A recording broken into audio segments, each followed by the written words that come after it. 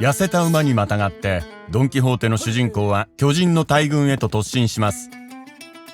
彼にはこれが自分の義務、巨人たちを消すことは愛する貴婦人ドルシネアのためと思い込んでいます。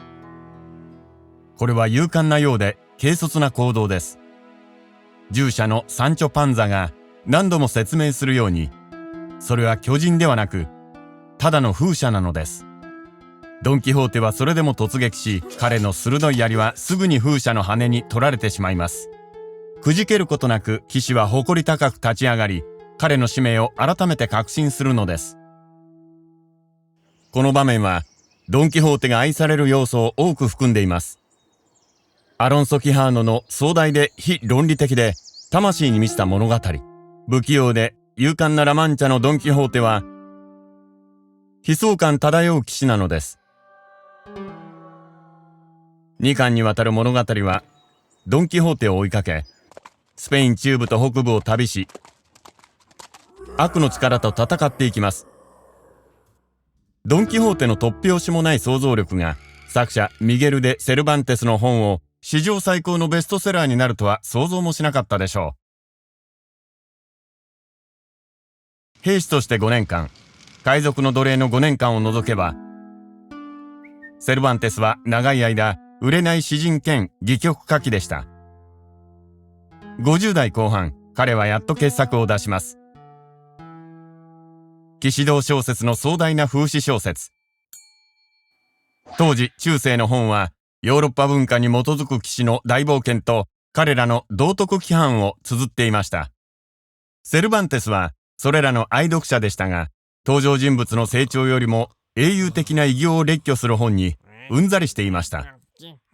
そこで挑戦的にドン・キホーテを書きます。怠惰な下級貴族の物語。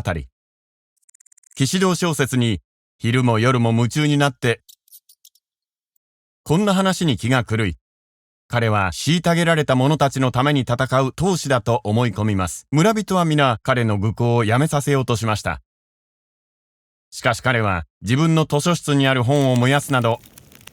度を越す彼を止めることはできませんでした。彼は古く輝く鎧をつけ、痩せた馬にまたがり、栄光を求めて村を去ります。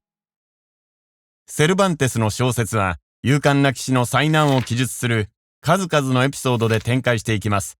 しかし騎士道の本やこれまでのフィクションとは異なり、セルバンテスの物語は主人公の内面を掘り下げていきます。ドン・キホーテは物語の展開とともに成長し、顕著な変化を遂げます。この文学的な意外さにより、多くの学者はドン・キホーテを初の近代小説と呼びます。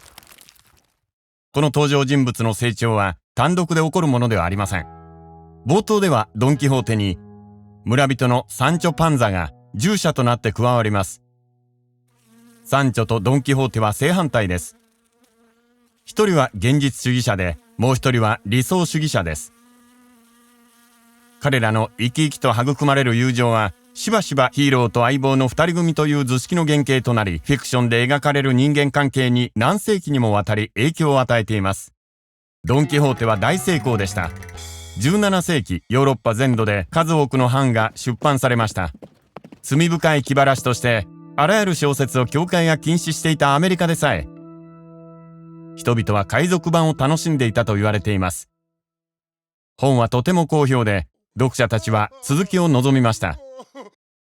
あるライバル作家が金儲けに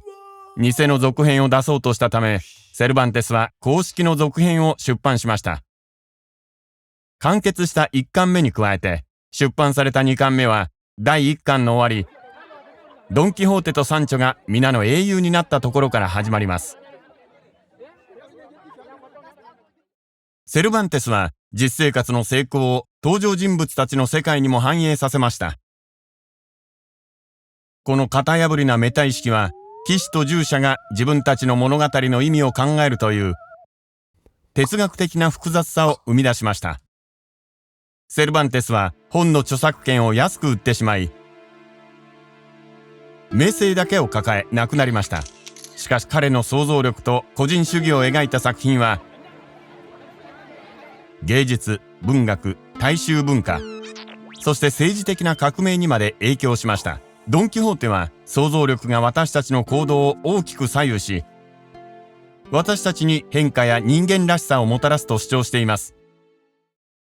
本が本である理由を考えたことはありますか？紙とインクの束がどのように組み合わされて、それ自体を超越するものになったのか。このビデオをご覧ください。